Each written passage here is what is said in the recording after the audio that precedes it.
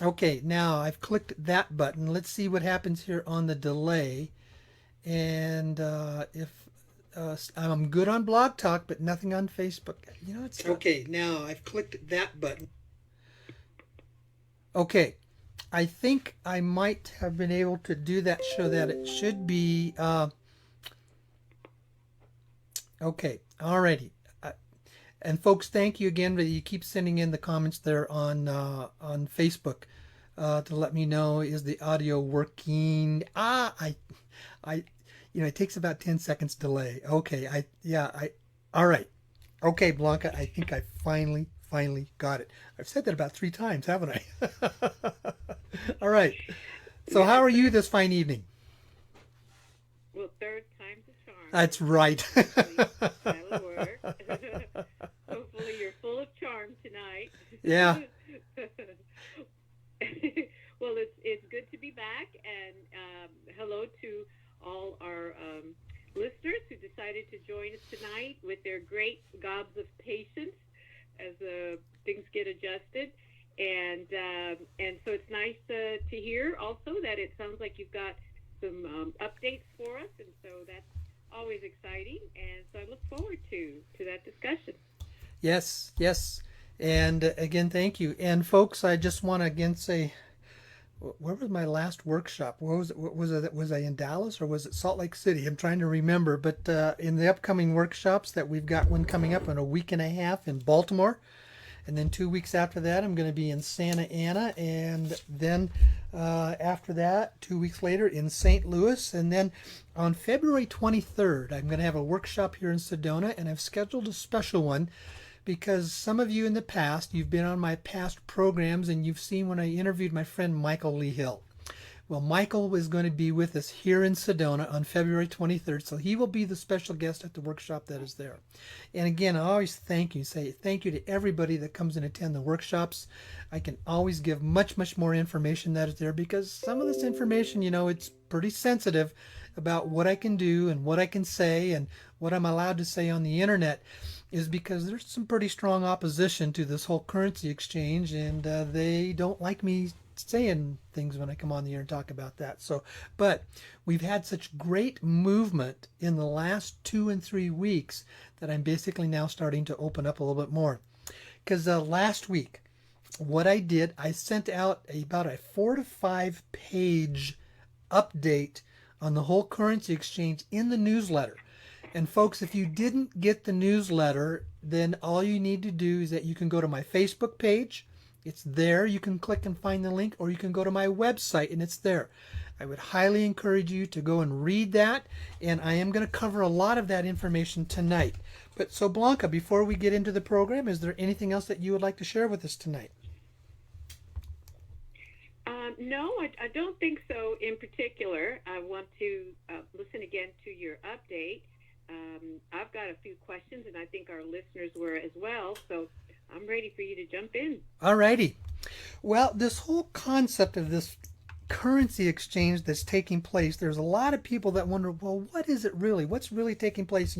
Some people said they went back and they bought this dinar currency as far as 10 years ago, and a lot of people have a lot of questions, around it and says, what's the reality behind this? There's others that are viciously attacking me on their websites saying I'm a scammer, I'm crazy, I'm dumb, I'm stupid. There's no way that any of this can happen. Well, whenever you step into something that is controversial, that is not available and open to the public, and it's an extreme position, there's always going to be people that are extremely negative and critical on that. I in the what I sent to you basically last week is the fact that I've said I try very hard to make sure that everything I am sharing with you, that I've got what is called tangible evidence that is backing it up. So what is it that all this, and where is all this coming from, and why is that happening? Well, we are in the midst of a huge shift and change of what's going on in our world. And part of that, yes, is the external issues, what I call the tangible political issues There's an exchange going there, but more than that, it's what I call the non-physical issues. There's an extreme shift and change that's going on in the energy of our planet and our universe, and this is creating a shift and change in the consciousness of us as humans. And we're beginning to move into what is called a higher sense of awareness, a higher sense of consciousness. And when we go through that process, there's a waking up process that we begin to understand. Most of you that listen to this program, or basically, read my newsletters, you have no problem, no concept of understanding that there is a shadow world out there that is run by what is called these cabal, these extremely powerful, elite, and wealthy people that really run and control the world. And our political leaders, I don't want to necessarily say that they're puppets to them. Some of them are, but some of them is that they have so much power and control that the political leaders aren't the real powerful people. Most of our elected presidents have had to basically, in so many words, surrender to their power and control, because if they did not, their lives and their families were threatened. These are very, very wealthy and powerful people that run stuff that goes on behind the scenes. And we never hear about this in the public. The media doesn't talk about it, and the government doesn't talk about it. And if you think the government doesn't basically, tell us everything that's going on, hello, folks. You and I know the government has been lying to us for, almost 75 years now about UFOs, going all the way back into the late 1940s in the Roswell incident. They have always lied about the existence of the fact that there's, UFOs and there's alien races out there in our universe. And more of the public is waking up to this and beginning to understand and believe it in spite of what they tell us. It's not hard to be able to talk to people and they understand, no, the government doesn't tell us everything that's going on. Well, and they don't tell us about this huge financial shift that we are right on the verge of happening. We live in a world where the money is dominated by what is called fiat currency, which means there's nothing to back it up other than the good faith and trust of the governments. And the fiat currency, basically, it's the central banking system that runs and controls the ebb and flow of the fiat currencies. When we went through our big crash, 11 years ago now, in 2008, the Federal Reserve stepped in, did what was quantitative easing, started printing up trillions of dollars out of nothing and just putting the money out there. Now, some of it ended up, yes, filtering down to us, but what they didn't know, they continued for years printing trillions and trillions of dollars and giving it to the banks. Hello? If you think that isn't the power and control of the world's money supply, and it was out of that the cabal would basically run and control these central banking systems around the world. Well, that money supply, history always shows us when you are basically putting a large amount of fiat currency out there into the global economy, sooner or later that system always crashes. It always does, because it basically comes to a point it's unsubstantial. It cannot keep feeding itself, and so that system crashes and it creates a global economic collapse. Now, I don't know, is that going to come? I have a tendency thinking that we are going to see a form of a collapse economically. But what we also have are what are called these ancient dragon families. Now, the dragon families, they're a group of 128 families. And these families can trace their lineage and genealogy back literally thousands of years.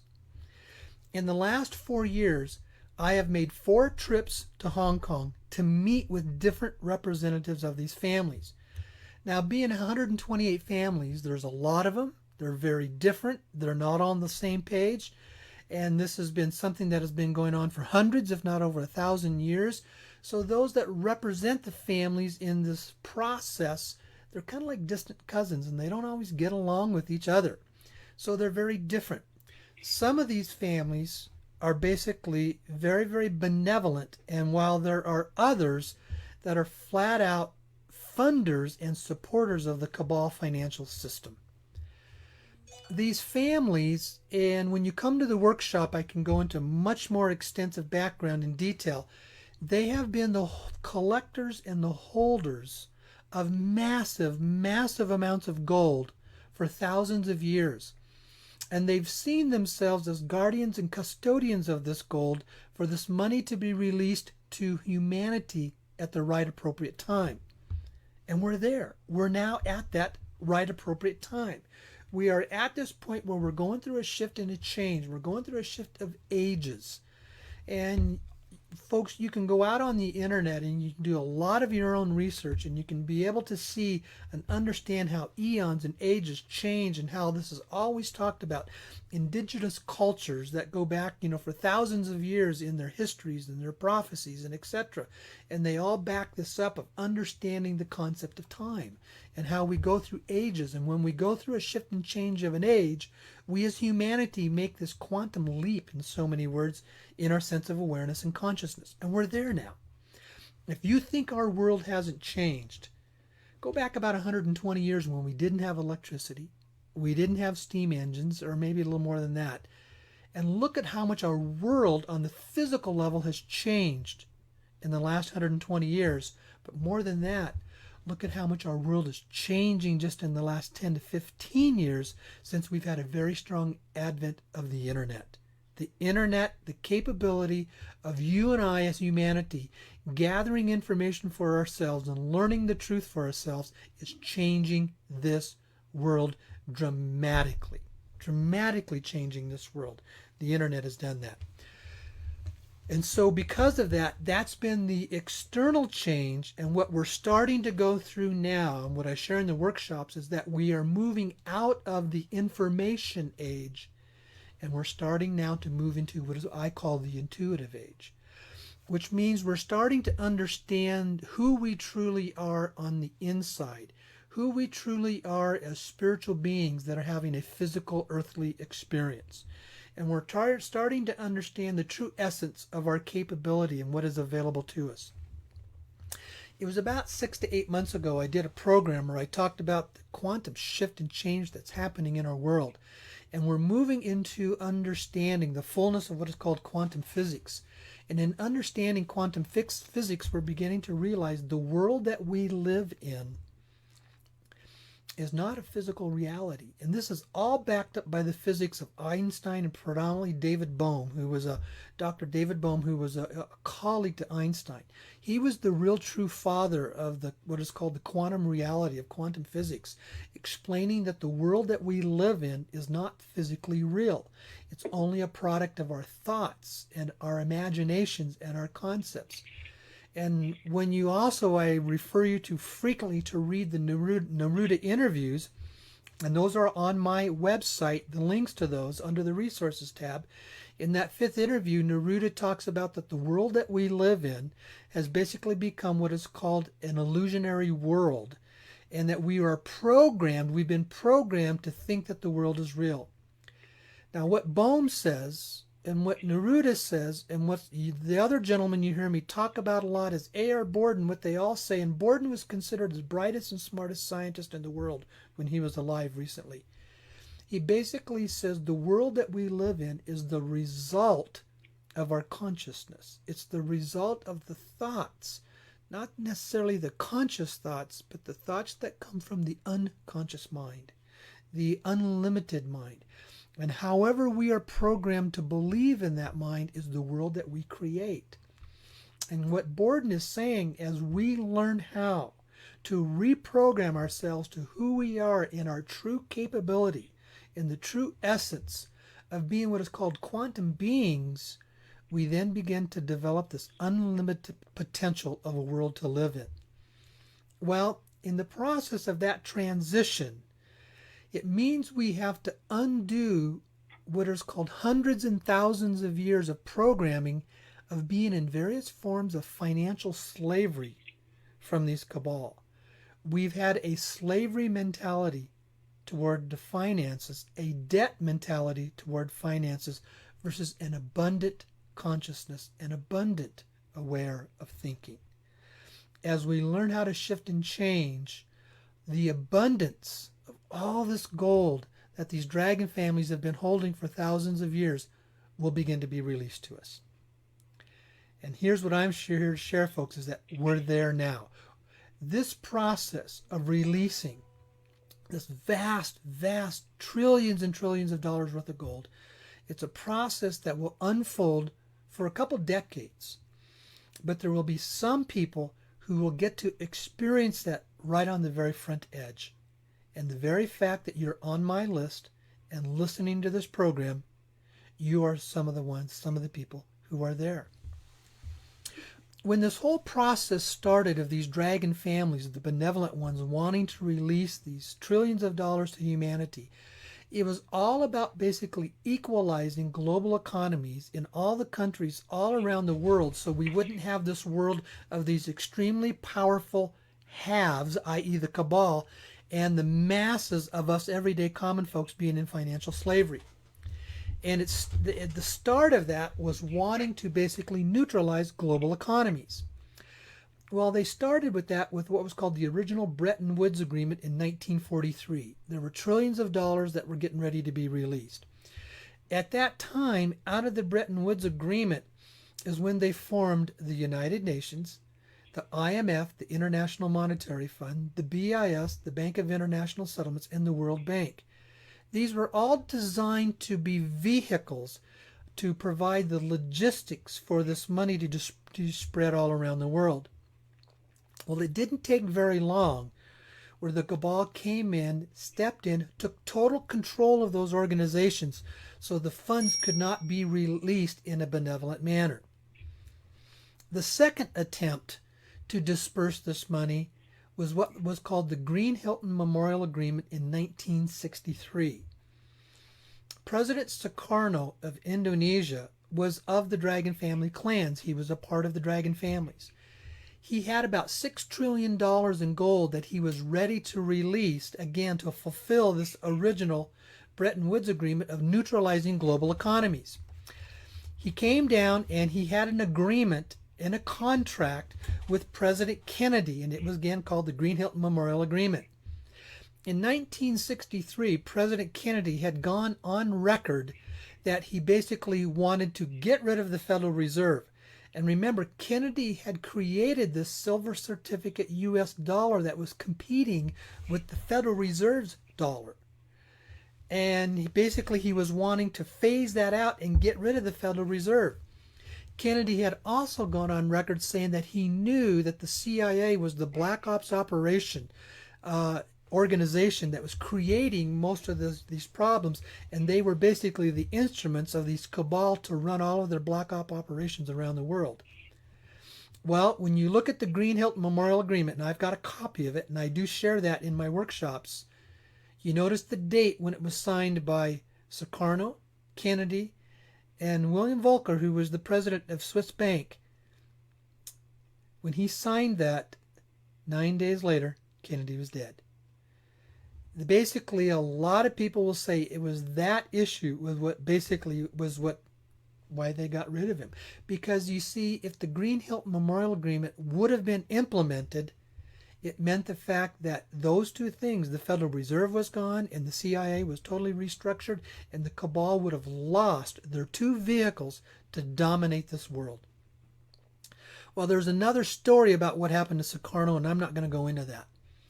But out of that, these elders, these senior council of elders that basically run and control the dragon families, they're very, very patient. And they also understand, they look at the right time and the opportunity to release all these funds. They realized that they had the money, but they didn't have the guns, i.e. they didn't have the power and control of the governments who had the guns to basically shut this whole thing down. They have tried multiple times to move very large sums of money out of their accounts to only have it stolen on the money wires by working it through the central banking system. They had come to understand that the central banking system was run and controlled by the corrupt, powerful cabal at the very top, and the governments were run and controlled by the powerful, corrupt cabal at the very top. So it was going to be very, very difficult for them to move these trillions of dollars. And they realized they couldn't safely release this funds to do their original goal of basically removing and freeing humanity from these forms of financial slavery until they could have a system of knowing that the banking system was safe and the political support was there, i.e. the controllers of the guns was there as well. Well, they have been working for decades now to basically make the system, the computer system, the banking system safe to move the money. And folks, everything I'm hearing from my sources is we are there. And they also knew they couldn't release this funds until they had the cooperation of the three dominant world leaders that wouldn't bring up their guns, i.e. take control politically and militarily against them. That meant they basically had to have the cooperation of President Trump, President Putin of Russia, and President Xi of China. Because see, all three of these world leaders understand that the world is really run and controlled by the cabal, not by them.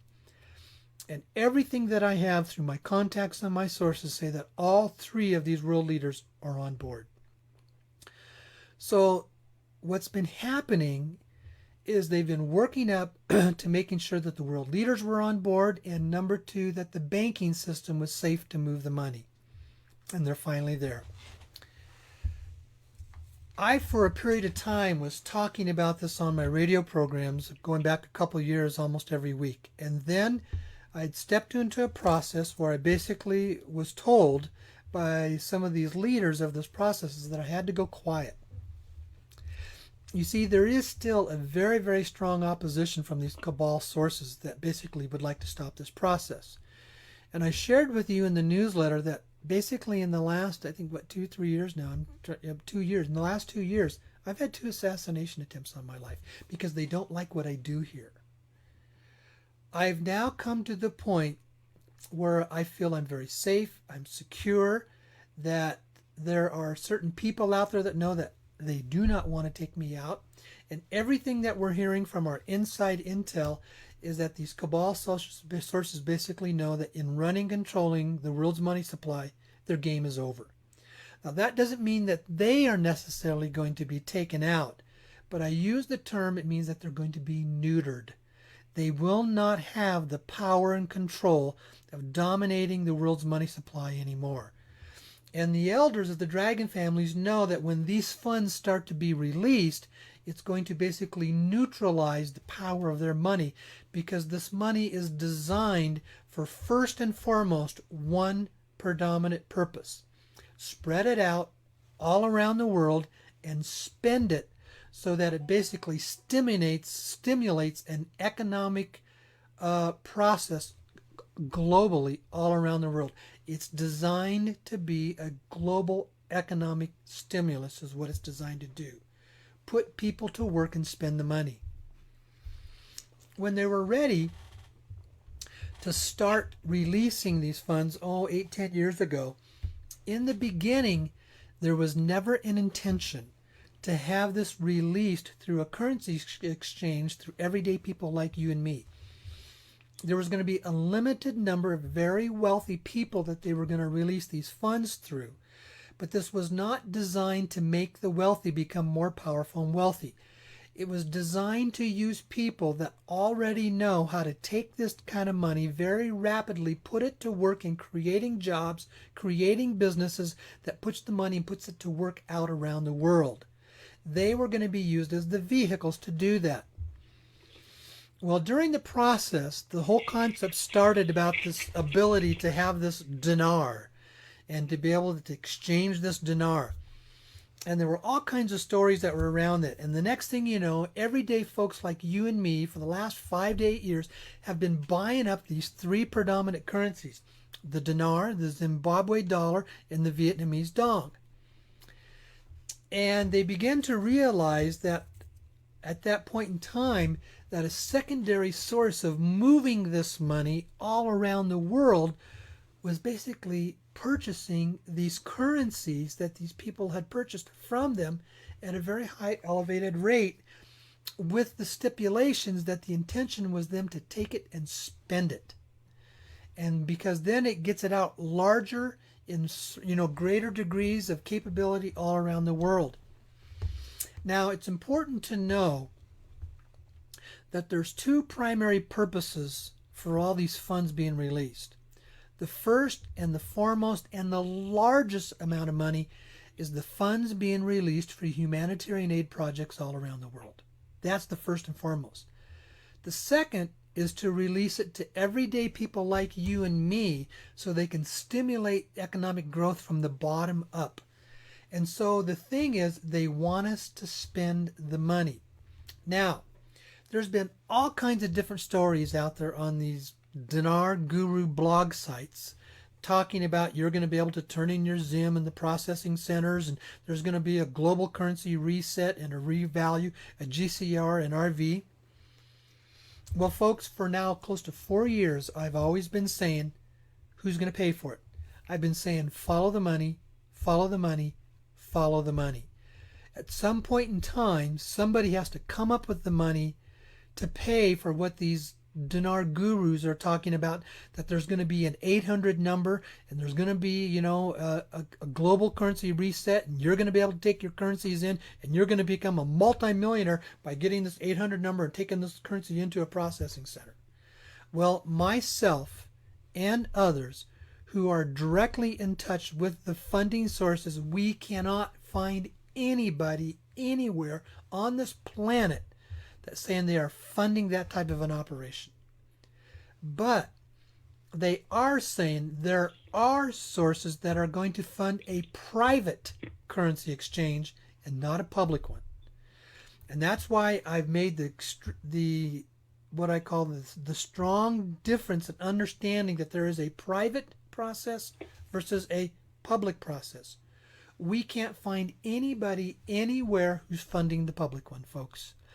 Now, I'm not going to say that maybe sometime down the road that there might be that you will have an opportunity to turn in these currencies, but don't expect it to be a large amount. It will probably be maybe 100 to 200% return on what you paid for it, and that's it. It's not going to be the massive thousands of percent of return that the privates are going to get. And the reason for that, because the people who are participating in the private currency exchange, at some point in time, they're going to have to sign an affidavit agreement that is coming from the government folks themselves, that they understand that there are limited areas, there are some areas they cannot spend that money, and that they are in agreement that the purpose is not to take the money and hoard it and so you can become extremely wealthy. The purpose is to put the money to work. That doesn't mean you can't accumulate wealth by putting the money to work. And it doesn't mean that you can't, honor yourself and, purchase some very nice items. It's not designed to go sit in a bank and stay there for 10 to 20 years so you can basically say, look at me, I'm worth $50 million. It's not what it's designed to do, folks. Now, what I want to do, I'm going to start going over some of the things that I had talked about and I wrote in basically, in the newsletter last week. Basically, I said it's important to understand there's a private and public perceptive to this process. There's a private exchange and there's a public perception. And as I said, I would love to be wrong, but we and myself and others who are in touch with the funding sources, we can't find anybody anywhere who's funding that. And at the end of the day, somebody's got to buy your currencies from you. Okay? Now, also I mentioned that it's extremely important to understand that there are two primary sources of these funds. Now, out of that, there's basically subsidiary sources as it funnels down and goes through other channels. The most predominant source are the dragon families. And it's important to understand that the dragon families are committed to humanitarian aid funding, and there's going to be very, very little funds coming from them for the currency exchanges. The other source that is going to pay for bonds and currency exchanges are the government organized and operated organizations. When I say government, sorry folks, it's like the UFOs. This is not public. You will never see them admit it. You won't see them talking about it because it's designed to be quiet and be a private process. But they are the ones, and this has gone back almost 25 years, that have developed trillions and trillions of dollars to be released through this process. Now, where did they get that kind of money?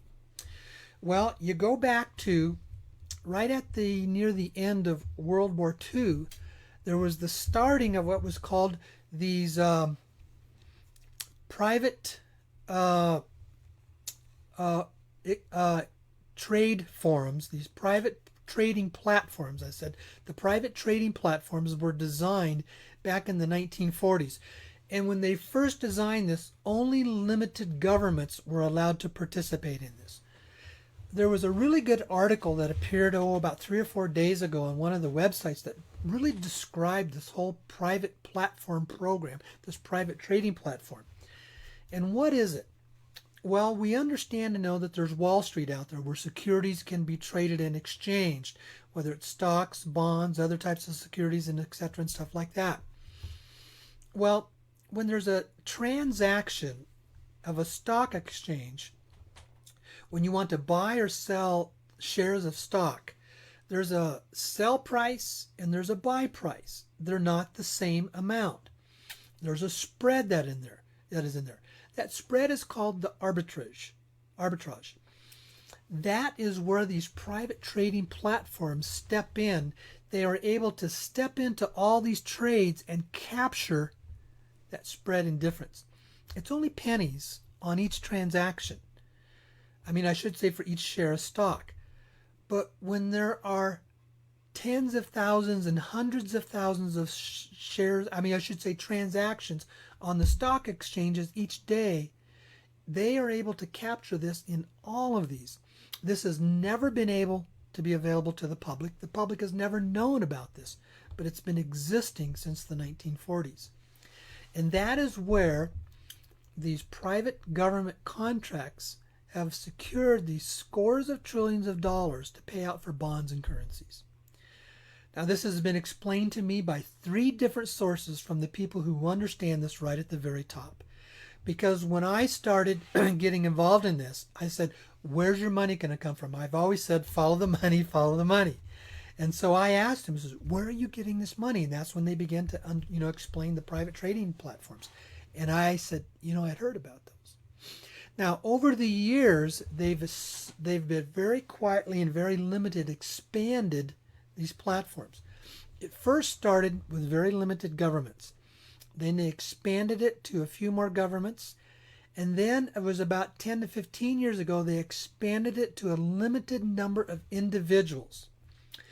And these were very wealthy individuals. And my understanding that they had basically signed contracts of knowing that the vast majority of the money that they would make by participating in these off-market trading platforms was to be put to work to create jobs and economic stimulus when all these funds were to be released. That has always been the cooperative agreement. Now, let's talk about the currency exchange. I've used these terms round 1 and round 2.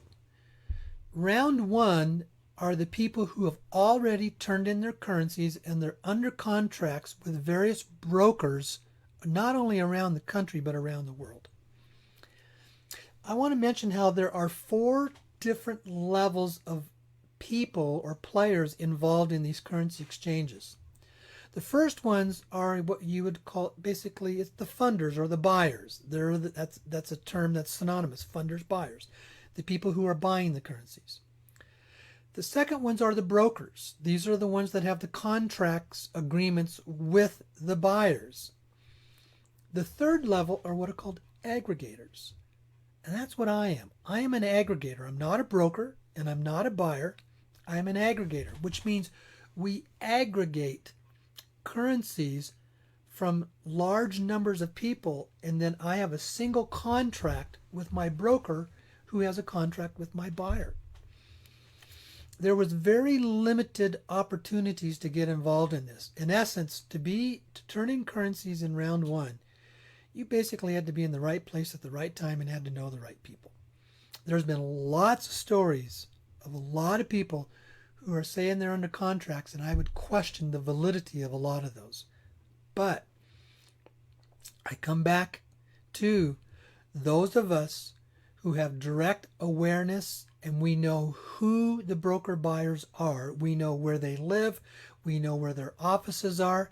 We know the process that is going through, and that they basically are the ones that are under contract, as well as I am under contract. Now, I did mention in this newsletter that, see, I have about 17,000 names on my newsletter list, and it's all grown by word of mouth over the last 5 years. Out of that list of names, I have about 500 people that I have collected, been an aggregator of currencies for from round one to turn them in. The opportunities of that came up because a broker would contact me and say, you have X number of days to bring in this type of currency and to basically surrender it to us. And so what I had to do, and I realized there was no way I could open this up to my whole list of 17,000 people. It would be entirely impossible for me to process that.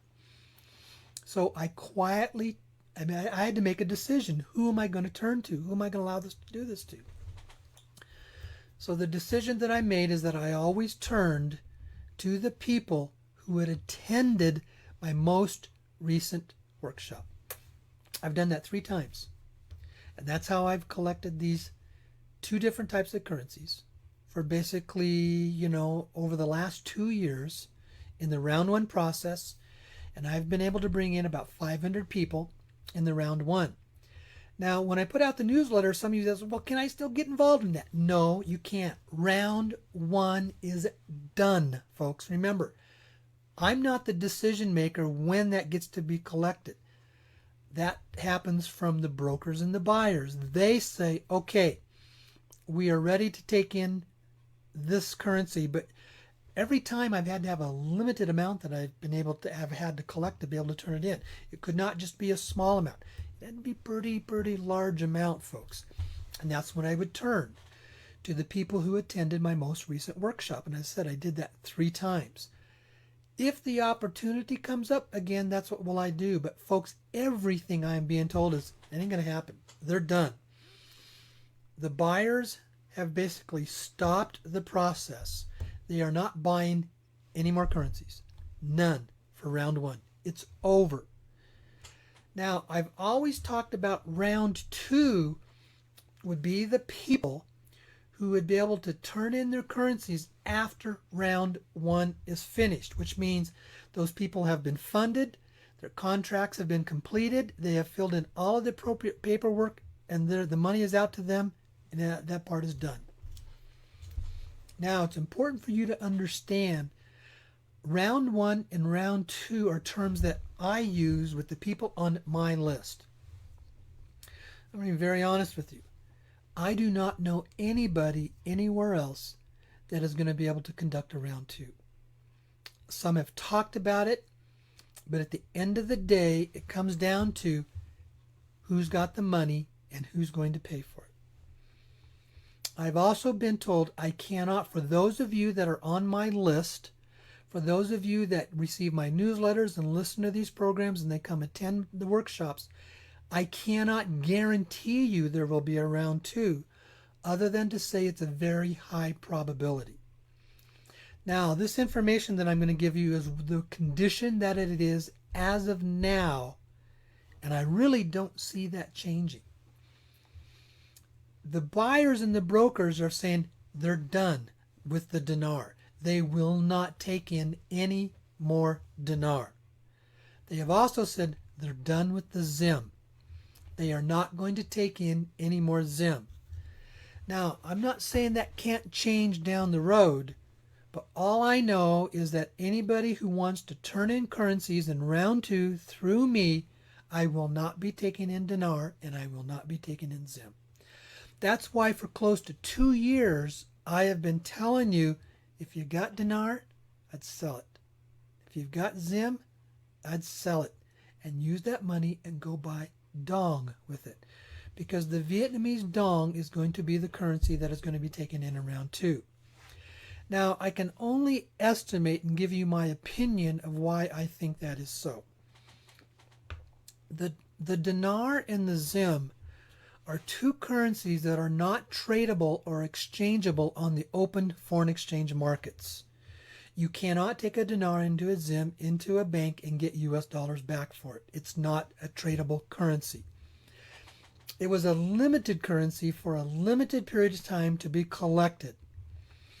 The reason why they will allow us to move forward with the dong, because of the three currencies, it is the one that is tradable on the open foreign exchange market. Which means if you had some Vietnamese dong, you could take it into a bank and exchange it for US dollars. And it's the only one out there that you can do that with. Why I also recommend that you sell your dinar and your zim and buy dong, because if something should happen that this exchange will not go forward in a round two, you can get your money back. You can take your dong you purchased into the bank and get your money back. You will be able to do that. You're out of luck as of now by everything that's been told to me if you've got dinar or zim. Now, how can I say that, and what's the probability, and how is it that I know these folks? I come back to, for reasons that I can't go into details, I have been able to become and to personally know and be acquainted with the buyers, the people who have the money, those two primary sources. The government entity folks, I know who they are, I know where they live, I know how they got their money.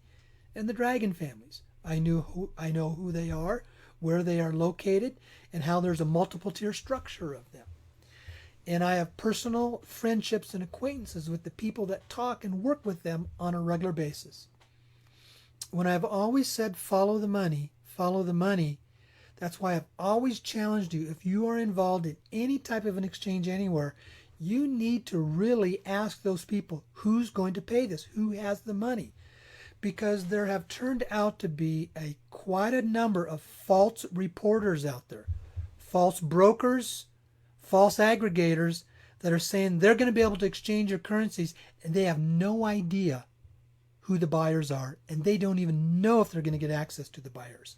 They just are hoping and thinking they can because of the stories that they have heard. We also need to understand there are deliberate false people that are planted out there by the cabal to give deliberate disinformation about these currency exchanges to throw people off base. They keep them preoccupied, thinking that they're going to be able to go into the processing centers and turn in their zim and become multimillionaires. They keep putting these reports out there on these blog sites. I have talked with an individual who is aware of a office operation in a certain part of this country where there are people that are planted in there on their computers all day long to deliberately put out false reports onto these dinar blog sites. Folks, here's the key. If you're reading anything on those sites, look for the author. Look for the name, the personal name of an author. I give you my real name. I give you my real face here of coming onto the internet. If you're reading those blog sites, if they aren't giving you their real name, and if they aren't willing to tell you who they really are, then I would say 98% of them are deliberate false information people. Check your sources, unless you basically want to be throwing money away. When I put out this newsletter last week, it was about 4 days ago, I got an email from an individual, and he says, Dave, I've been listening to your programs off and on, for some years now. And I also have been reading all the blog sites, and all the blog sites said, never, never, never give your currency to anybody, wait till the processing centers are open. And he said that I have purchased close to $1 million of dinar that I have, and I don't know where to turn it in. Can I turn it in with you? And I had to politely write back to him and said, I'm sorry, but if you've been listening to my programs for a couple of years, you haven't been listening very well. Because I have multiple times, I have said, dinar's done.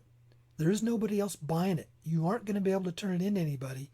And I have been for close to 3 to 4 years been saying the information you're getting off those blog sites is deliberate disinformation to basically allow you, so that, I should say, to put you in a position where you're never going to be able to get paid for those currencies.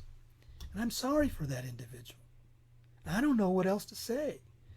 Unless he's got a private broker and buyer somewhere else, he just basically lost a lot of money.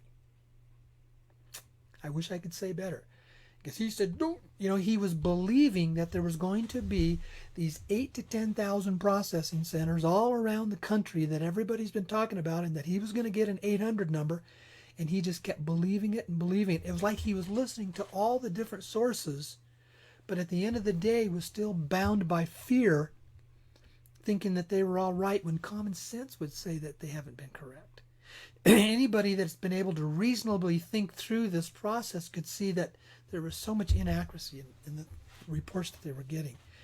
And minimally, common sense would have said, take a part of it and turn it in and see if you can get something for it, so that you could at least get some of your money back. Follow the money, follow the money, follow the money, folks. At the end of the day, if you don't know where the money's coming from, it's very likely you aren't going to get anything. But there is a reason these funds are out there, and this money is about ready to be released to basically take humanity and what we've been through these various forms of financial slavery for thousands of years, and to basically provide these funds for setting us free as we're going through this huge shift and change. Now, let me go back and share a couple things that has come to me recently within the last month. My broker had sent me an email with the new forms that I was going to have to fill out. There is an affidavit statement that I am going to be required to fill out and send it in to them before any money will be released to me. This affidavit statement basically lists about 4 areas that you cannot spend this money. Number 1, it can't go for drug dealing. Number 2, it can't go for terrorist activities. Number 3, you can't use it to buy casino operations. I forgot what the other one is right off. You're basically going to sign a statement that you agree that you will not spend money in this area. They also had mentioned that there is a new quantum computer system that is going to be used in the release of these funds, and they have the ability, through the distribution of the banking systems, to be able to trace the money 5 layers down. I know some of you may not like this, but I'm sorry, I do not have any other answer. But they are basically saying you are going to give them, the people who run and release the funds and the government contract people, you are going to give them the right to have access to your accounts to see how you spend your money. Now, that creates fear for some people. Well, I'm sorry. All of this is designed and set up so these funds will be safe and secure, and it won't get into the wrong hands of the wrong criminal people. They have the right to see if your money is filtering down to criminal activities. And you have to sign this affidavit statement. You will be required to do that. Now, for those of you that are involved in me with round 1, I will be sending that statement out to you within the next 3 to 4 days, roughly in that time frame. For those of you that are going to be involved in me in round 2, you will be required to do that.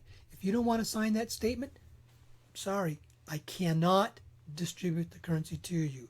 Why?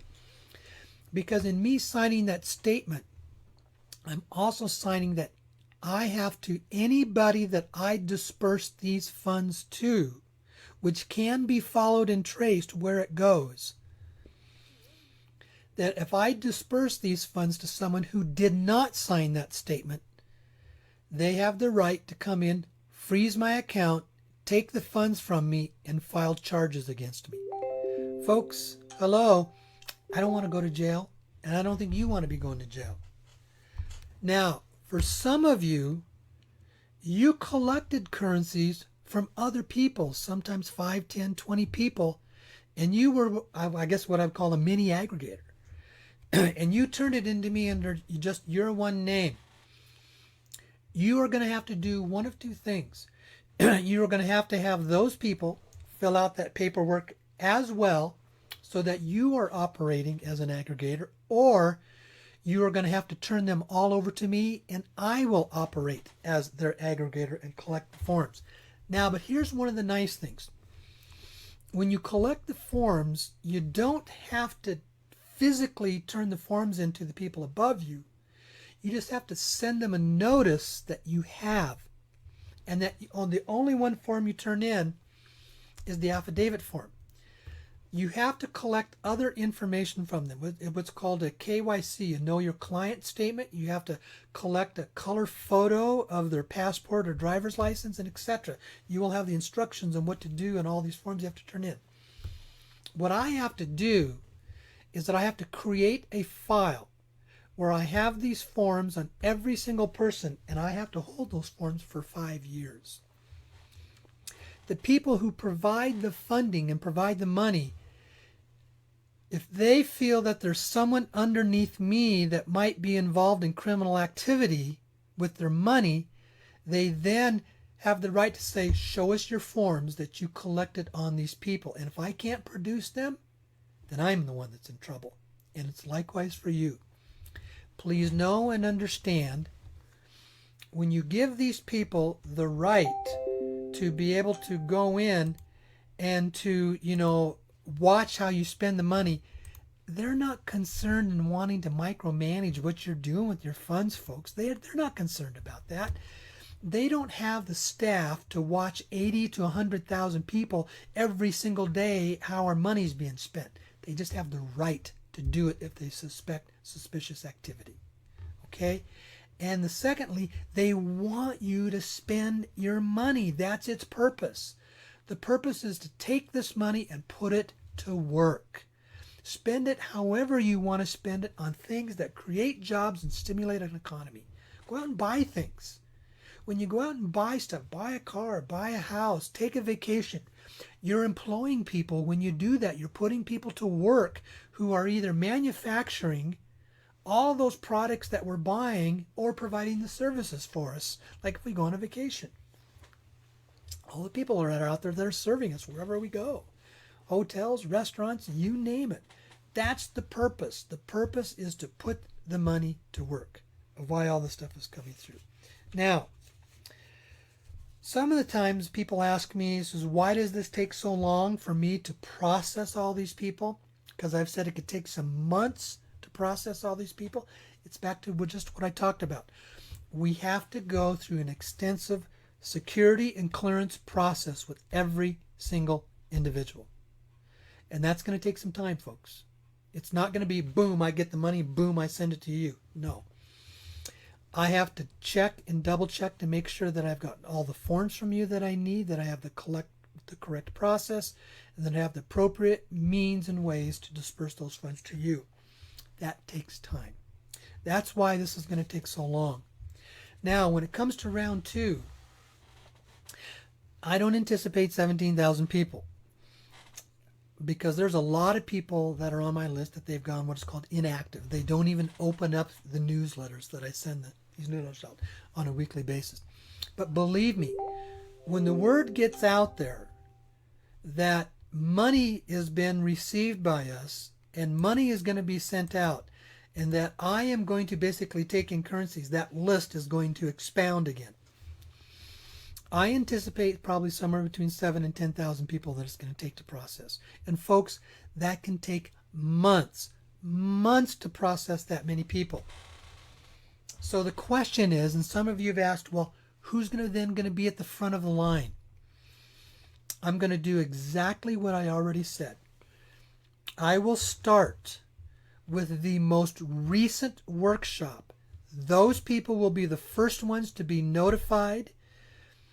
Well, first of all, I have to pay out all the round 1 people, okay? So I have to do that.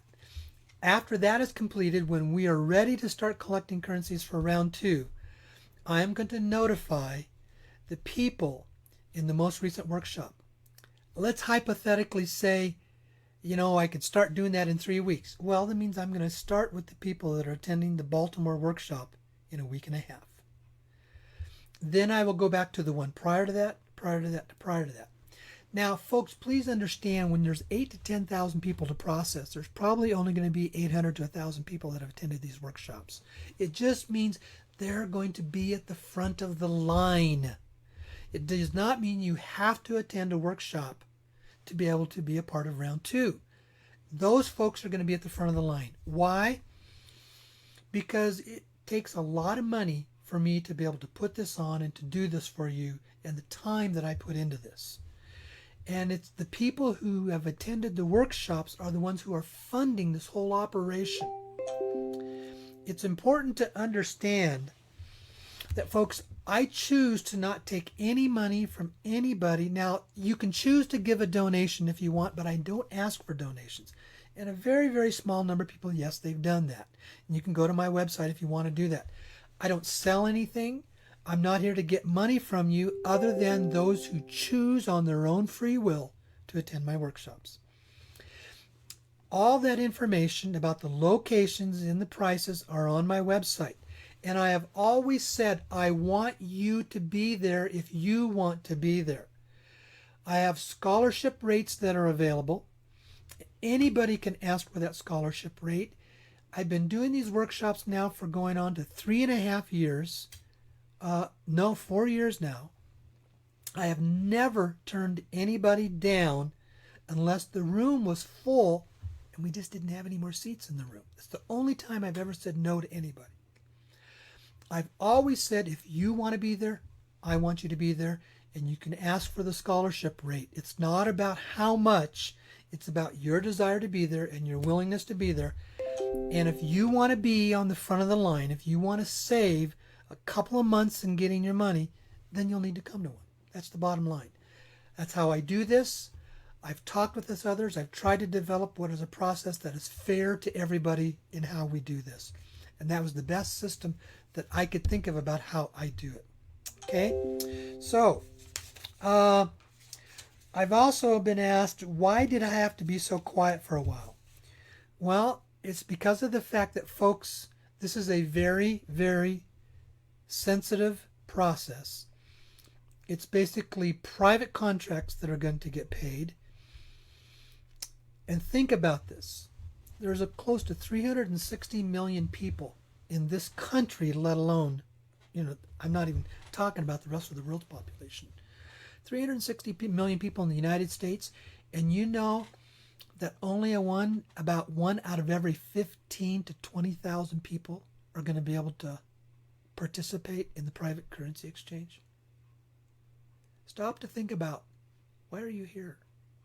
Why were you someone who was able to be in that position, to be only one of about 15,000 people, to gain a massive amount of money to help others around the world and yourself and your family as well? Why? That's a very special, privileged opportunity to be involved in this. So please don't come crying and complaining to me because you can't be at the front of the line and getting your money. Just be thankful that you're even here when you're only one of about every 15,000 people that get in this country, let alone around the world, that get to participate in this process. The process is here. It's for real, and it's designed to be able to have a greater purpose for all of it. Now, because there's such huge opposition to this, because the cabal don't like this, I've had to be very careful and very quiet for an extended period of time. Why am I able to now start talking about this again? Because, folks, we're that close. I have 3 different contracts that I am involved in. I can share some of the broader perspective stuff here that I haven't been able to share for a long time, but I can't give you who, what, where, when, dates, rates, and all that kind of stuff. Of the 3 contracts, there's one that it's just me. I don't have anybody else underneath me, that I am the only one involved in that. And there's a small group of us. We had been getting reports for over 2 years. Yeah, it's ready to go. And then we found out it wasn't. And then after about 8 months of realizing we were getting false information, we just said, let's be quiet. Let's wait. Let's not get up on this wagon until we absolutely know that there have been verifiable funds that has been released. Last week, I had a conference call with one of my smaller contracts. And they basically had reported that we were told that these funds were in a specific bank in a specific city and that they'd been sitting there waiting to be released. Well, about 8 or 9 days ago, they got the call saying that Hong Kong had released the funds. Now, that means it still has to go through 3 or 4 steps before it gets to me.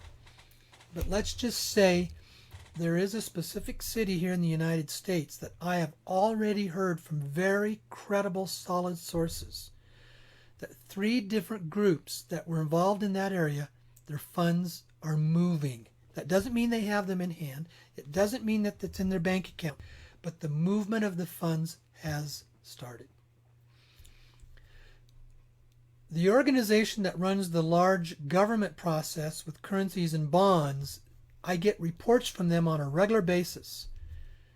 And that report is saying it's right there on the edge as well. It has specific steps it has to go through. That's going to take another couple of weeks. But when those steps are completed, the money will be moving. It's that close, folks. And here's what's interesting. What we found out is that we got these reports right after the first of the year. It was almost like they were waiting for the new year to come in before all this was going to start. Why? I don't know. I can't give you that information. I don't have all of that. All I know is we're that close, and because of that, I can start sharing this much information now. Why this is happening, what's taking place, what do you want to do? I've given you my recommendations. Always, it's your choice, whatever you choose to do. Round 1 is done. Don't ask me to take any more funds in for round 1. We do not know anybody anywhere that is taking in currencies with a few exceptions. And those exceptions are they're taking in the thousands of boxes, not loose currency. You don't even have a single box, folks. Okay. 1 box of dong is 1 billion. 1 box of dinar is 1 billion dinar. Unless it's in the boxes and you're in the extremely high end, nothing's being taken in anymore. Nothing. It's done. When that is round 1, when that's finished, there are various avenues that I will be able to have to be able to work with brokers and buyers to start a round 2 process for us. Don't ask me rates. Don't ask me dates. Don't ask me when. I can't tell you even if I did know. Okay? But what I can say is everything based on all my sources, my contacts, my inside intelligence, my 4 trips to Hong Kong, my 3 trips to various places here around the United States, meeting with the people and knowing the people who run the government operation, meeting with the dragon families, them telling me where the money is, what bank it's in, rounded about how much is in there. All I can say is everything through my sources says this stuff is very real and it's ready to start. With that, I think I've shared everything that I wanted to share tonight. I went on for about an hour, but I think, this has been some very good information. And so with that, Miss Blanca, let's come back on the air and share with us your thoughts. Oh boy! Excuse me, I'm gonna drink some water. This is the archaeology of currency exchange. That's a great term. That's what it felt like. Well, I was able to give a echo. So what's that? I'm hearing an echo. I know. I don't hear it on my end. And I don't know. And you and I, we've talked about that it comes and goes. And I think we just need to just keep going and work through it. Because I don't know where it comes from. I don't know how to stop it. I do know sometimes the echo shows up on Blog Talk Radio, but it doesn't show up on Facebook. So we'll do what we can do. We'll go with it. But it's really interesting the way you started, again, reminding us about the sources. And you've always set the foundation that you had a degree of comfort and verification that you knew where these funds were coming from and had actually met the folks. And so that's a constant theme. And it sounds like you've only fortified that, especially now that you've determined the existence of these government-operated organizations. Do they have the same perspective that the Dragon family does? That it's time to release these funds to everyday people? That's a cooperative. It's a cooperative agreement, because remember, the government folks are reporting to the people at the top of the government, who are also in conjunction and working with the Dragon families. So it's all cooperative timing in all this. Okay, very good. Yeah. And it sounded like you were saying that they also want, rather than the hoarding, that they want this money to be spent. Yes. You know, there's nothing wrong. I don't think I'm sorry. Go ahead. I'm sorry, I interrupted you. No, go ahead. There's nothing wrong with taking the money and part of it and investing it. That's still putting it to work. Okay. It's about the fact, you know, think of a billionaire. How much discretionary money do they have just sitting around? See, or take somebody who's even worth $50 to $100 million. How much discretionary money do they have just sitting around that's not out there working? They just want it out there working is what they want it to do. So if you want to, and wise prudence would always mean that you would take some of it and put it to work to make sure it keeps multiplying. So you always have more coming in and it's growing. That's common sense. So, yeah. And they're not going to micromanage how we spend it. Go ahead. Well, if the rest of the folks on your list are like me and Alan, spending it is not going to be a problem. We've got a transmission in our little Honda that needs changing, so there's an earmark right there. Yeah. So, and then we've got a list of people that we want to help that we know that as soon as we have the privilege of sharing it with them, they're going to spend it too. It's needed. Mm-hmm. And so I'm very happy to hear that the consciousness has attracted this opportunity. That's how I see it. Yeah. You mentioned that we're transitioning from the information age to the intuitive age, and that there's a shift in consciousness. And I would invite, I know you do this, but I would invite our listeners to look at the fact that this is happening, and when it happens, as evidence that this shift is actually happening. You see, I wouldn't see it as something apart and external to us. I would say it is evidence that we are shifting in consciousness. Yeah. Okay. Okay. Now, in terms of round 1 and round 2, I think you did a very good job of explaining the difference. If people are in round 1, and then you can do the same thing for the round 2, what is the best advice so that they can help you do the process as efficiently and correctly as possible, and so that it's a manageable experience for them as well? When I send you instructions of what paperwork that you need to fill out, print it out, sign it, scan it, and send it back to me in a PDF form, follow the instructions. I am amazed by only working with about 500 to 700 people. About 30% of the people don't read the instructions correctly and just assume they know what they're doing, and they send it in wrong, and then we have to send everything back to them, or we have to get on the email with them and say, please correct this. We have to sometimes work with them 2 and 3 times, and the only thing I can think of, they're absent-minded, down inside they don't believe this is going to happen, or they get so excited that they lose perspective and they don't explicitly follow the details, and it creates a ton of extra work for us. Not only that has that happened with me, but I'm aware of another aggregator that had happened with him as well. I mean, he had to bring in so many extra people just to deal with people that wouldn't follow instructions. And that's the thing that I can say more than anything else. When it comes time to proceed in processing, just follow the instructions of what we're sending out to you. We've set this up in a way that it will be safe and secure for everyone. You're going to receive multiple emails giving you the instructions with all of us. The first thing I'll do is that I'm going to send you basically what is called a non-disclosure agreement. That you have to agree that you aren't going to go out and publicize this to the whole world, and that's a safety issue for all of us. And then when I receive the non-disclosure agreement from you, I will follow up with all the paperwork you need to fill out. And the paperwork is simple paperwork, folks. Don't worry about it. It's not hard. But you are going to sign what is called a KYC, a Know Your Client agreement. It's going to give us your name, address, bank account you want the money to put into, stuff like that. You're going to send us a copy of your a color copy of your passport, preferable. If you don't have a passport, your driver's license.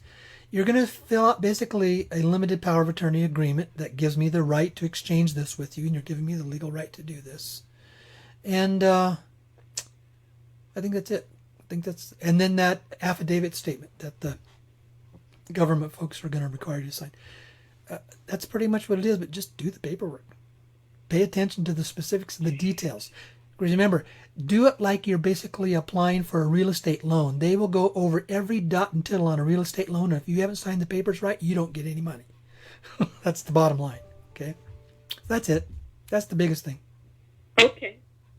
Well, that's good. If people want to help the process and speed it up, they may want to take an extra few minutes to review the instructions and review their own paperwork before they send it in. So, again, most people, once they're in the process and they feel that this is going to happen, they get excited. Yeah. But if they want to smooth the process, just slow down a little bit. Now, this affidavit, I know people are going to really think about and want to understand. And I guess once you can release these affidavits, there'll be a little bit more discussion about it. Will the people know which group they're addressing this affidavit for? Will it be identified, the group that's asking for this? No, there will be no name or identification on it. You're basically sending it to me. You're sending it to me. That's the only name identification on it, is that you're sending it to me. And it does. Okay. There is no names of anybody that is above me. They will never give out that information because that creates a lack of safety to do that. Okay. Yeah. All right. So, and I understand that it sounds like it's not like you even have to turn it back into them, that you're going to be responsible to make sure the people who are going to receive currency exchange, it's your responsibility to make sure that's in the file so that if for any reason there is a transgression or money's being spent in criminal activity, that then if they turn to you, you have that document. Yeah. One of the questions that just came up on Facebook, it says, is there a time limit for us to spend the funds? No, they haven't given any specifics about it. Just know that it's an intention. There is no hard specifics of when, how, where, and what time frame you have to spend it. It's just that it's an intention to put it to work. Just know that, okay? And it can't go for criminal activity. That's the only really hard specifics. So, yeah. And what advice do you have people in terms of the tax issue? Oh, yes, of course, yeah. Pay it. We have not received anything indicating that the taxes were prepaid and this is going to be tax-free money. Folks, unless you get a specific letter from the IRS authorizing you to not pay taxes on plan on that, you're going to have to pay your taxes. Now, everything I've been told, and I've actually even worked with an IRS agent on this, it will be classified as capital gains taxes. And then in capital gains, you have what is called your short term and your long term. The dividing line on it is 1 year. And that date is determined by the date that you purchased the currency based on your receipts and the date that it appears in a bank account that you can spend it. For almost all of us, that's going to be more than 1 year. So for the vast majority of us, you will have had the currencies or had it turned in or whatever from the day that you bought it to the day that you got paid. It was going to be more than a year, and that's going to be a long-term capital gain. And the amount that I put out in the newsletter was a mistake. Long-term capital gains is right around 20%. Short terms are around 40%. The people that I work with above me, they just said, they have recommended, Dave, just pay your taxes. Just pay it and be thankful that you're getting all this. Don't play games with the IRS. Don't try to get by without paying this. And he said, assume the fact that you're probably going to be audited. When you get this large sum of money and the IRS is going to know who it is, assume the fact that we're all going to be probably be audited from receiving these funds. And just go with the flow, folks. Now, here's the positive thing. Remember I was talking about the off-market trading platforms? Folks, these trading platforms are so powerful that they basically are able to double their money every 2 to 3 months. And that's a very conservative time frame. When these funds start being released, they're going to expand the number of people who get to participate in these off-market trading platforms. My broker is one of those. And I have been invited to basically participate with them in the off-market trading platforms. Now, I don't know if it's going to come down to your level. I have no idea. But we can assume the fact that if it doesn't come down to your level, I will be able to set up a legal, somewhat kind of like a brokerage account with professional people who will be managing these funds, and you can send it in to me, and then I send it in as a single client. And you can anticipate that basically your money that you put into play is going to double about every 2 to 3 months. So let's say you get $10 million. I'm just using that as a, and then you got to pay $2 million in taxes. Just pay it, take 4 or 5 and put it into the trading platform for a year or two. And then watch how at the end of 2 years you got 5 to 10 times the amount of money that you originally got. You see, it's designed to make the money grow, flow.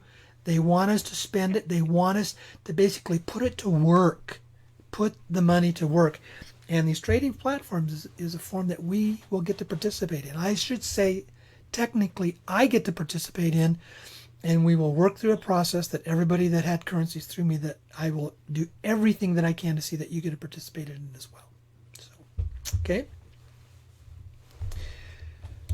So, are we ready to start going to callers, Blanca? Yes, it looks like we've got several people who have some questions.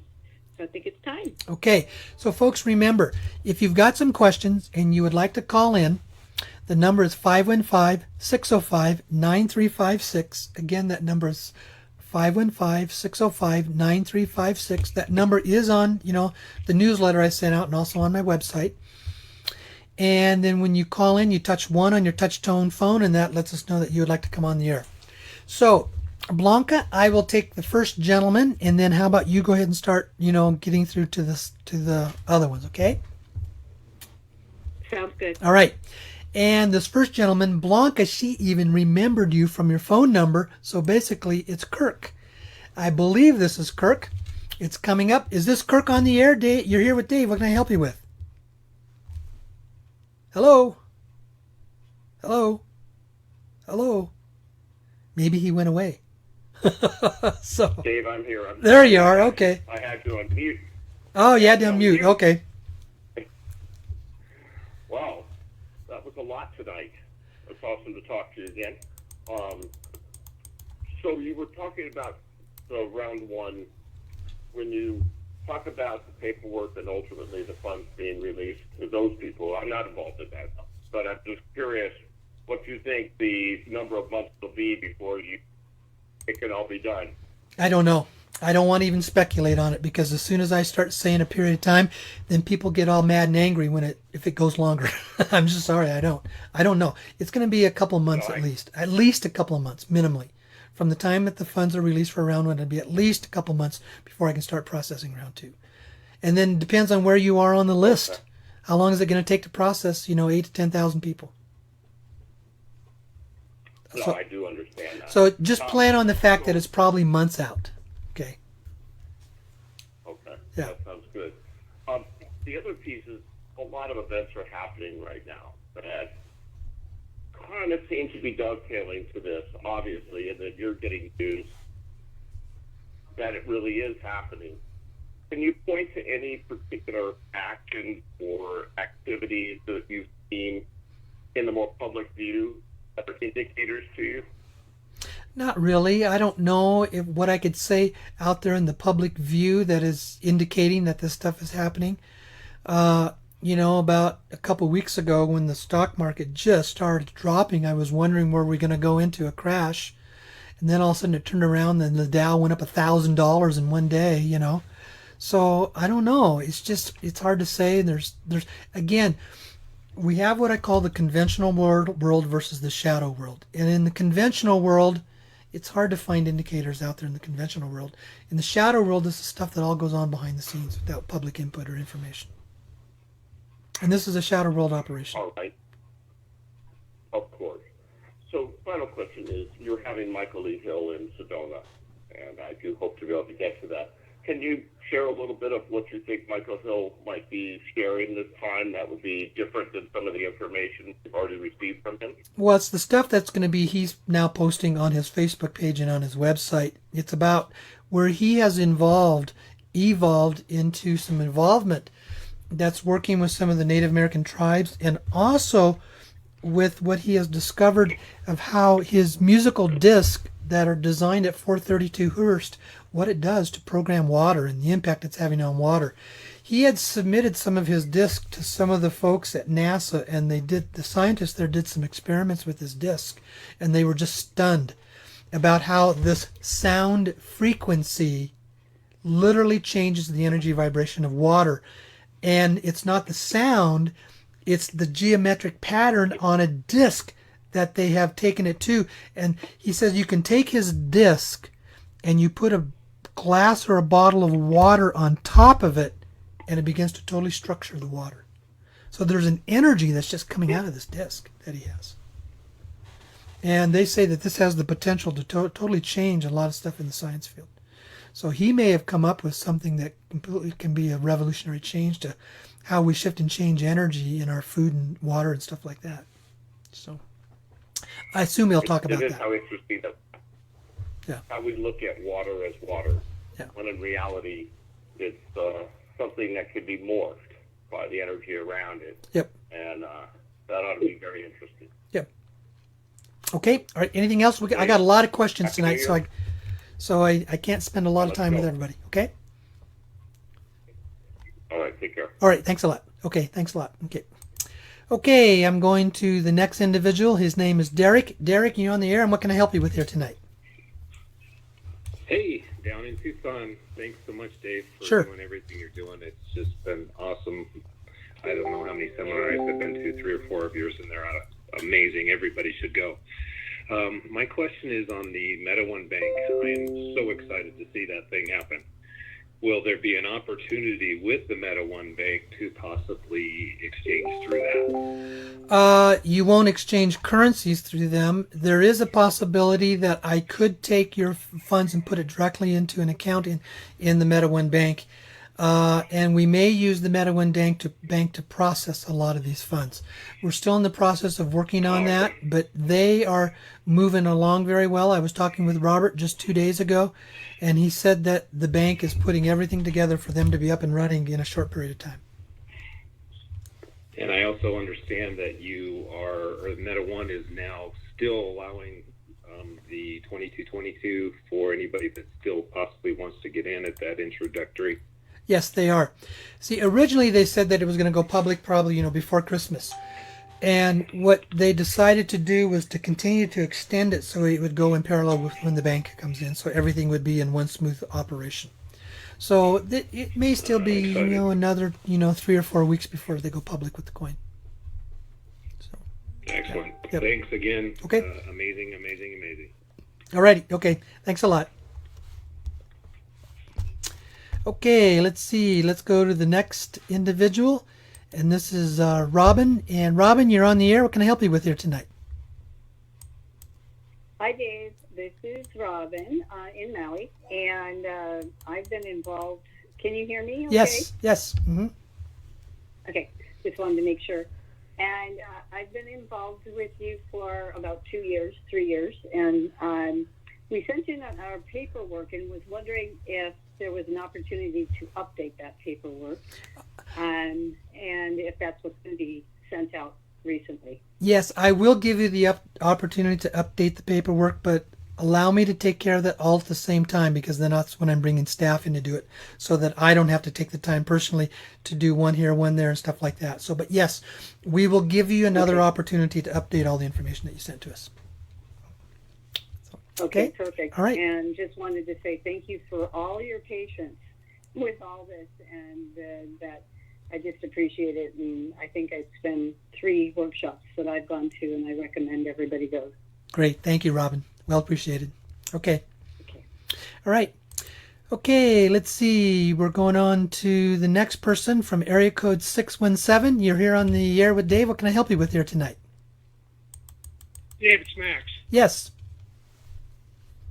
I'm going to ask you something I asked you a couple, 3 years ago when you came to Boston that we somehow got a little sidetracked about. What does it look like for you when you imagine this money being introduced into the international currency world over the next couple of decades? Because you mentioned that you're putting people to work. I think that part of the enshacklement process over the years, over the decades and whatever, has been that people have to work 40, 50, 60 hours a week just to have a place to live. It doesn't make sense to me that if a person has to actually work 40, 50, 60 hours a week for somebody, that doesn't really allow them the freedom to look at their inner calling and really be an expression of who they are in the world. So how would you address that? Well, there's 2 sides to it. The money that's going for project funding all around the world, predominantly in the lesser developed economic countries, so that they can move. I've said this many times, this is what most people don't know, that over half the world's population, almost 4 billion people on this planet, live on less than $10 a day. Those people are called survivalists. They're just in a survival base. It's designed to, first of all, to improve the quality of living in the countries that they are in, so they can have good housing, good food, good health, good medical care, and they can acquire good educations. And it's designed to allow them to increase their quality of life. And that's from the project funding. Now, for those of us that are involved with me in the private currency exchange, it's designed to do what you just said, to allow you to be independently wealthy, so that you can have the time and the resources and the desire to start doing the work that it takes to create the shift and change of the programming in our minds, so we can become what I call holonomic quantum-based people. People that have learned to understand that there's an unlimited capacity and capability of what we can do. And the person that really brings this information out very well is that gentleman that I talk about, A.R. Borden. When you start reading all of Borden's papers, you begin to realize that we live in a world that's unlimited, and we're just starting to understand that.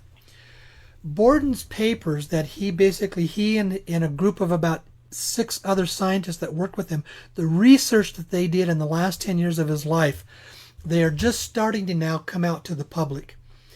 When the public begins to see what this man and his group did, the research that they did around understanding that the quantum world we live in and the power of human consciousness, is that I think once Borden gets discovered and his work starts coming into the mainstream, A.R. Borden will go down in history as the next Nikola Tesla. That's how advanced that this man was. And it's us having to take that. And what he says is we have to reprogram ourselves at the unconscious level, and that takes focused, desired work and time, which means you have to have the time and the desire to do it. And you can't do that if you're working a 40 to 60 hour a week job. So these funds are designed to allow you to become independently wealthy, that you don't have to work if you don't want to, so you can go and do your work and not just sit back and be fat and lazy. What you do, though, is your choice. We're not going to micromanage what you do, but we do want you to be able to understand that that is the primary intention of the money coming through, at least through me and through the people that I'm going to be working with. Does that make sense? It does. I guess the question I have is the continuation of a free enterprise capitalistic system as being a panacea, which I do not agree with. I don't know how you're going to change that in the world overnight. You may not like it, but it's what's here. It's what's here, and I don't know how you change that overnight. It's Well, what I think it's a conversation that it's waiting to be had. Well, good luck for changing about 6 billion people's opinion on this planet, because there's 6 billion people that are waiting to have money to do what they want. You see, they're just starting to understand the power of a capitalistic system. In my opinion, we live in a world, the problems with the extreme capitalism is that you have a very small, limited of extremely powerful people who use that as power over the masses. When this type of money gets released all around the world, it neuters their power. It neuters it. Now, that's my opinion. You can have a great opinion on that, but you tell me how you're going to change 6 billion people out of 8 billion on the planet. That's never been my how I visualize it happening. I know. Well, it's going to take a long time. That's my opinion. But okay. Anything else? Yep.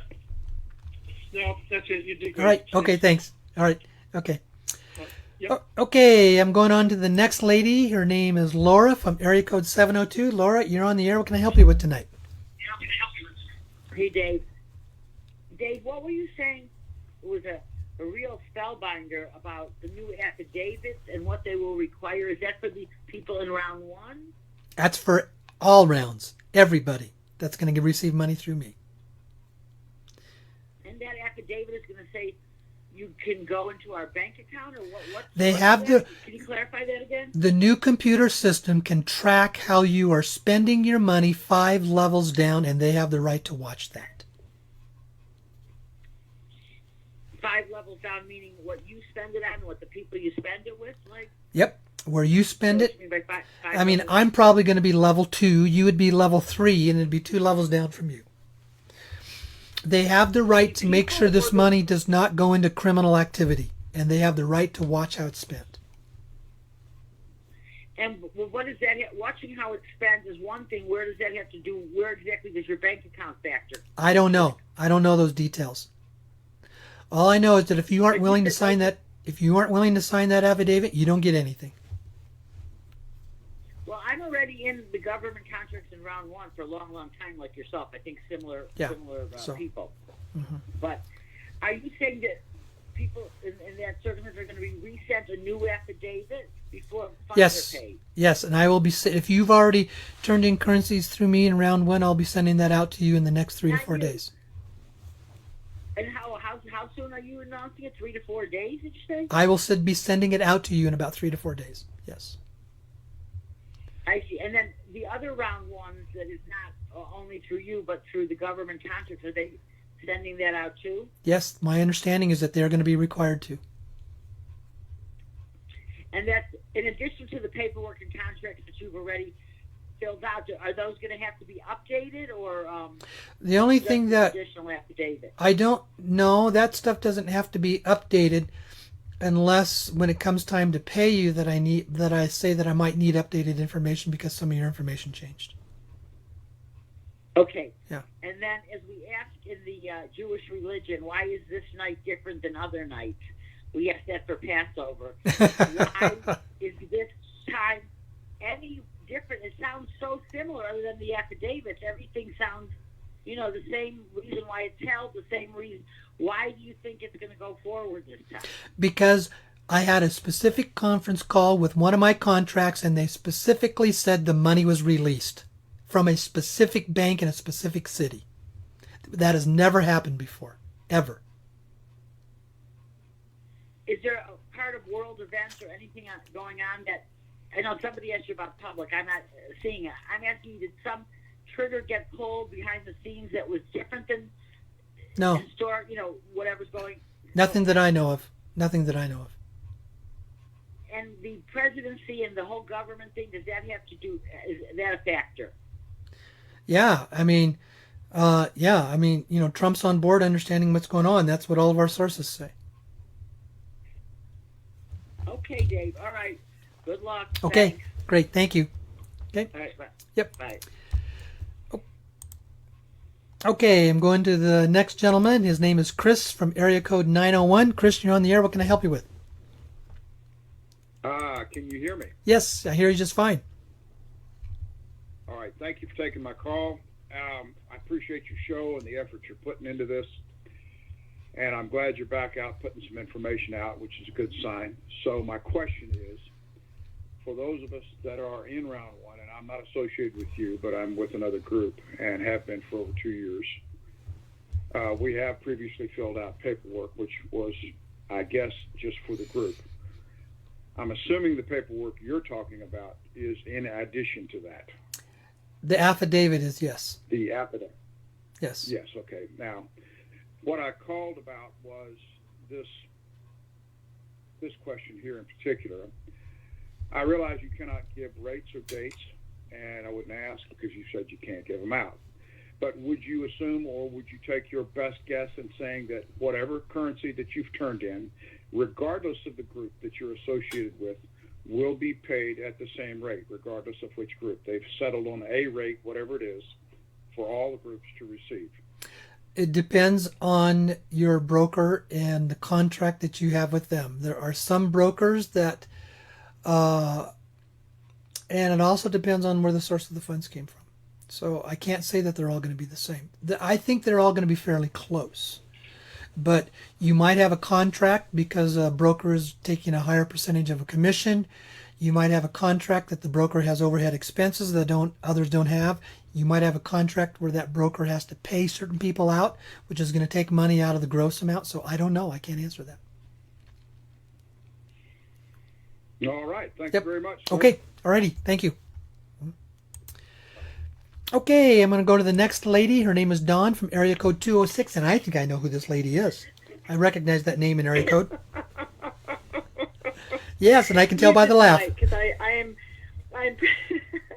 I'm pretty sure I'm one of your groupies. I know that. I know who you are. And you are a groupie. Okay, so I just want to know, do you have any idea how much we appreciate you and how much gratitude so many people are sending your way? Thank you, and it's well appreciated. Very well feel appreciated. it? Yeah, I do. Yeah, I do. hope you can. Yeah, I do. Yeah. It's back to, it's been a learning and growth process for me. And through all of this, I've always tried just to remain humble and says it's just my job. It's just what I do, but I love what I do. And it's the gratitude that comes from the people. I so appreciate about you, as do many. Like, you started out with a certain attitude, and we've all watched you, like, transform before our very eyes. And it's not like you weren't a wonderful person to begin with, but to watch your progress has just inspired so many of us. So I needed to say that out loud. And I also just want to say, for one of many, we are so cool with the funds being tracked. This is, we have to be about transparency. We're asking that from everyone, and it has to be about us too. Yeah. At the end of the day, it's about the safety for all of us. It's a safety for all of us. And it's designed so that the money doesn't get misused where funds have been misused for thousands of years, and it's designed so that they can follow it to make sure it doesn't. Just knowing that they have the ability to see how you're spending it, 90% of the people are not going to mess with that, and try to test it. They're not. I love that. And so there's nothing to be afraid of in this. They're not out to get you. They're out to bless you and say, go enjoy your life and help others in the process. Yes. Take this from a very powerful, positive point of view.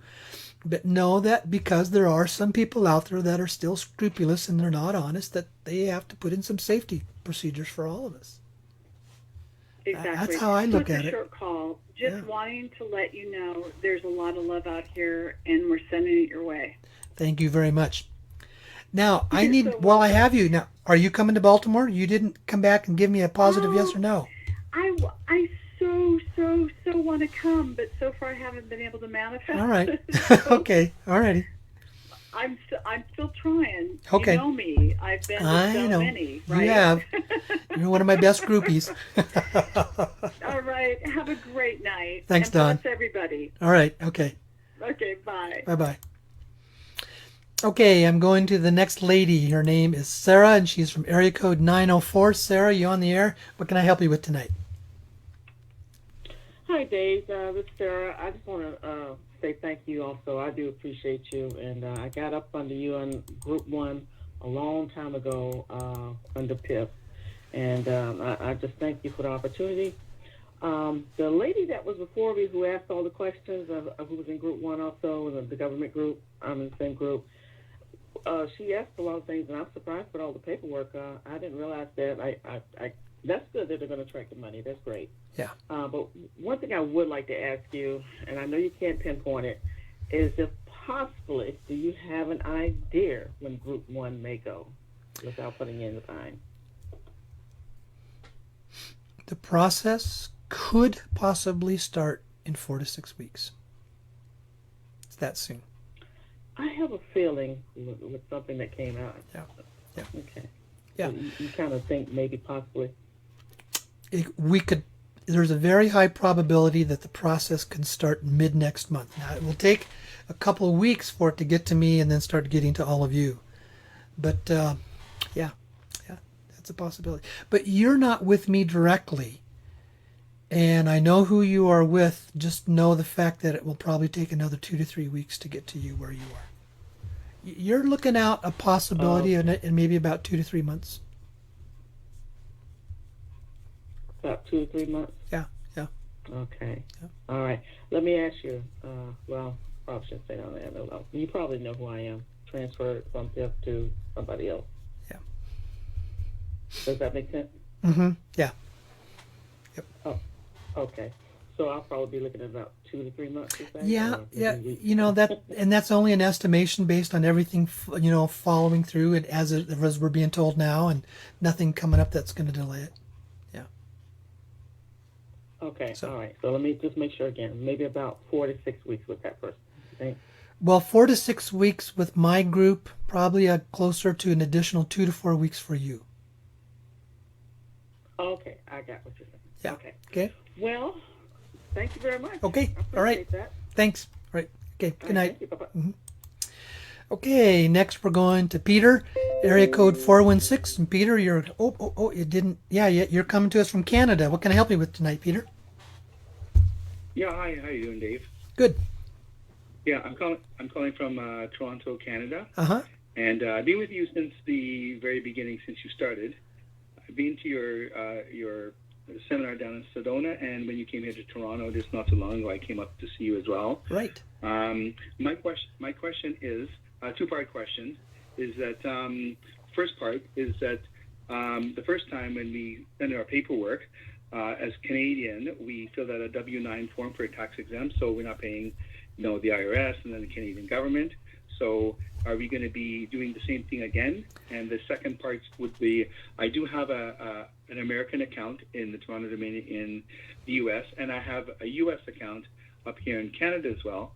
So when we do get a deposit, will I be able to deposit it into my Canadian account, American account, or it has to be U.S. one? I don't know yet. I don't know what's going to happen for you folks that are basically outside the United States.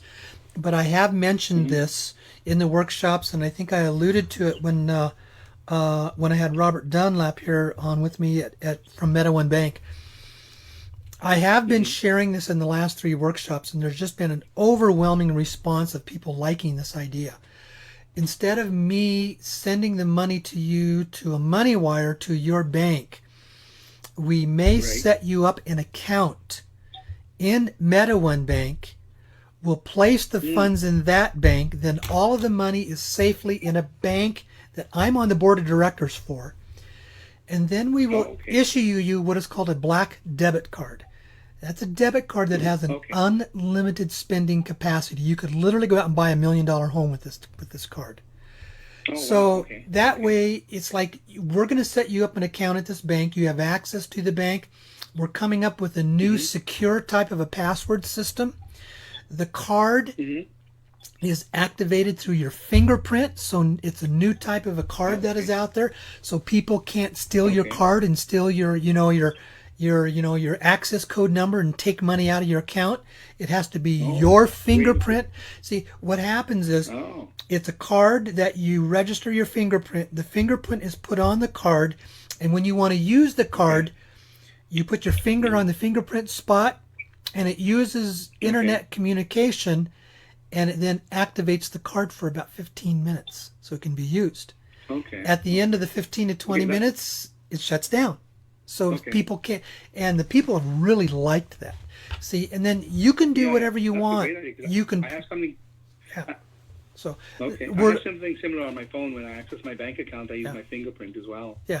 So that's what we're looking at as a possibility. The response has been very positive from the people, but those details still have to be worked out. So I like the idea, and a lot of the people do as well. So. Yeah, that sounds really good. And what about the W-9 form we filled out? Will we be doing the same thing again? I don't know. I don't know. Okay. I don't know. I don't know. So I don't have an answer to that at this time. Oh.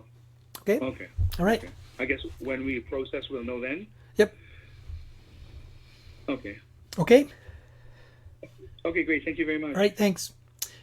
Okay, I only got a couple more people left, but I'm getting down to about 9 minutes here left in the program. So let's go to the next caller. Her name is Darlene from area code 801. Darlene, you're on the air. What can I help you with tonight? Hi, Dave, Salt Lake City, and thanks a lot for coming to visit us. Sure. Appreciate it. Yeah. I'm rather confused about what paperwork what forms we're going to need to fill out. To my knowledge, I haven't filled out any paperwork for you. No, if you have not already tendered in currency in round one, you haven't turned anything in. You won't be asked to do that until it comes time to be able to, bring in the currencies. And they're really simple. One, it's called a KYC. It's called Know Your Client. It's basically you're giving us your name, address, information, email, phone number. If you want money going into a bank and stuff like that, it's just a common information sheet is all it is. Secondly is you will have to then also send us a color photo of your passport or driver's license. You will have to sign a limited power of attorney agreement that allows me to exchange these currencies for you. And you will have to sign a non-disclosure agreement. But you don't need to worry about that because that agreement is with me, nobody else. You're basically, I'm the only one who would have the opportunity to enforce that. And then that affidavit agreement, and that's what's going to be required. Yep.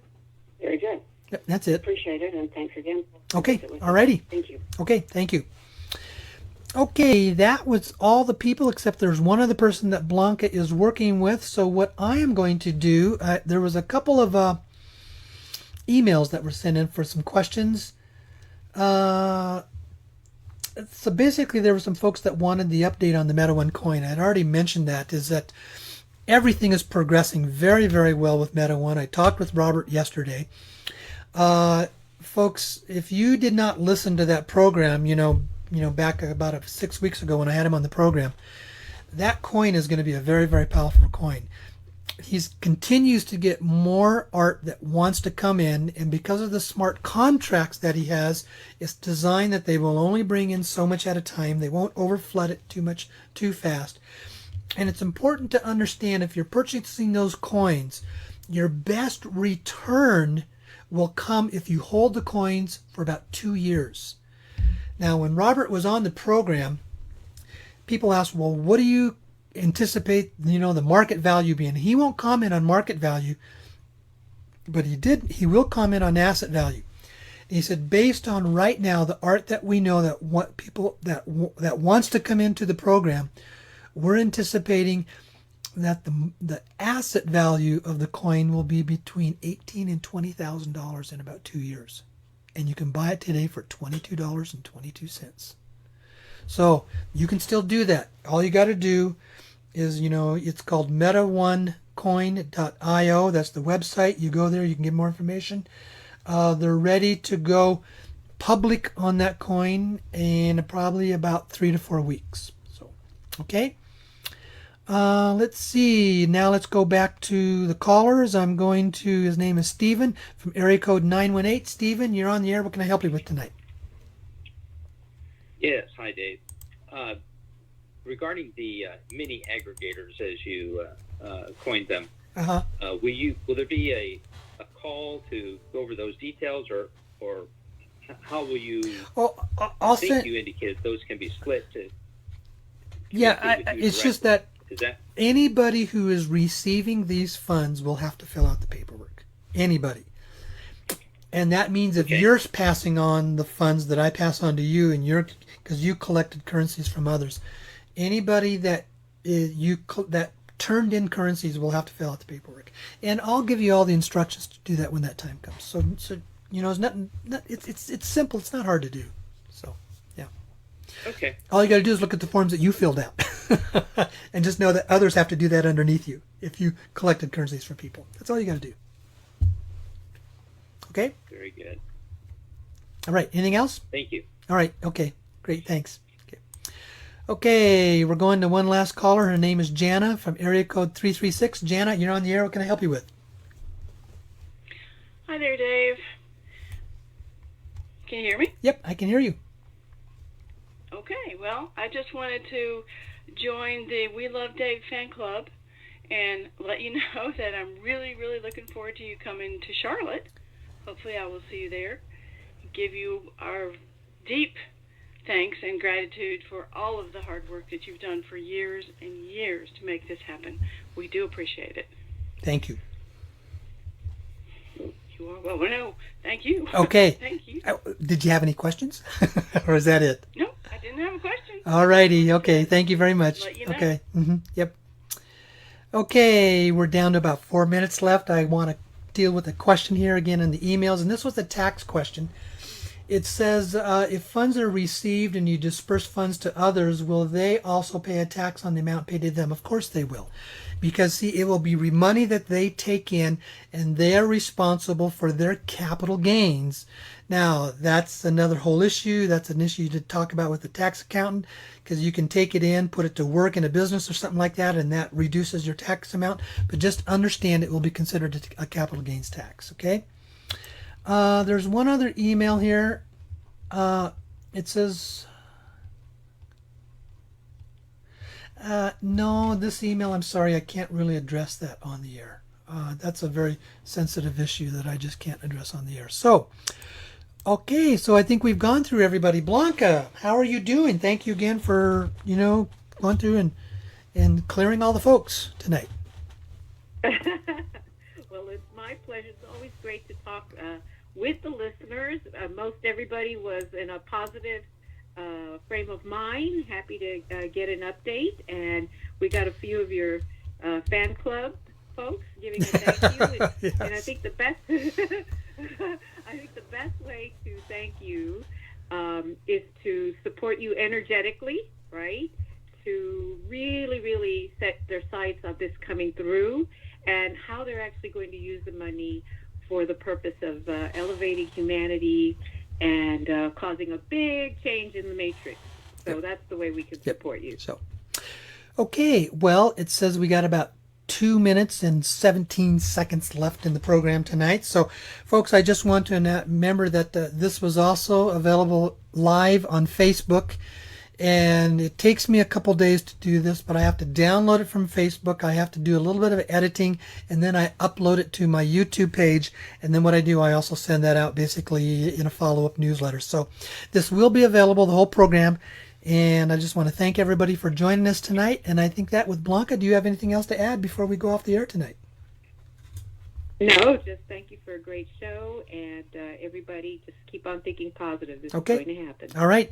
Just remember, folks, I'm going to be in Baltimore in about a week and a half, and we'd love to have you there. So with that, folks, thank you very much for joining us tonight here on the Sedona Connection, and we will see you next week. 90 seconds